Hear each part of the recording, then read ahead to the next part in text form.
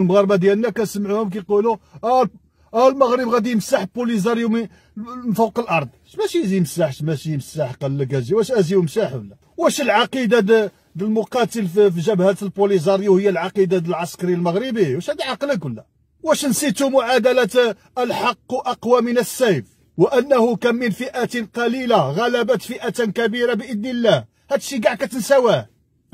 واش العسكري مغربي اللي كيقير يصبن في السليبات ديال الجنرال ومراته وولادو ويديلو الكلب للجرده ويتسخر له ويهز الثقال، واش هذا غادي يمشي يقاوم في الجبهه؟ واش هذا عقلك ولا جبرته؟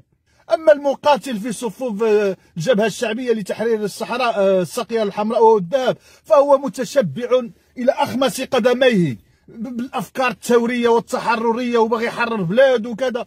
هذاك الا دخل يهاجم بحال اللي 100 كيهاجموا.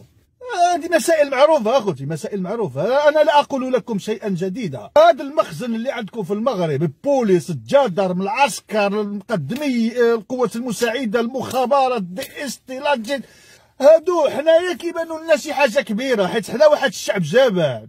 هذه هي الحقيقه، ما بغيتوش تفهموها. ملي كتشوف مرده عباد الله، مرده تشبروا هيدا تطوي الدين ديما، هيدا بيدك بلا حتى شي حاجه تطوي الدين ديما. كيدخل للسوق بنادم كامل كيتبت كيهرب. اش عندكم لا الشعب خواف، الشعب الجبناء. لا طبعا حنا اقوياء وعظماء وشجعان مع بعضياتنا، فهمتي؟ شي واحد بوري هيدا، شي واحد درويش، شي واحد مسكين، شي واحد ضعيف نتسبعوا عليه الدين نضرب الدين ارفع وشعط.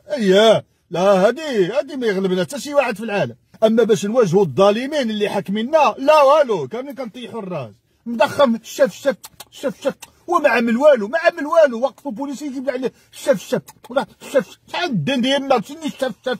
نتوما اللي مكبرينها لهم يا ولاد، انا نقول شي عجاب، نتوما اللي مكبرينها لولاد الشيخات. كيف راح كيسمع شف كيقول انا وليت هنا، انا وليت طرزان، انا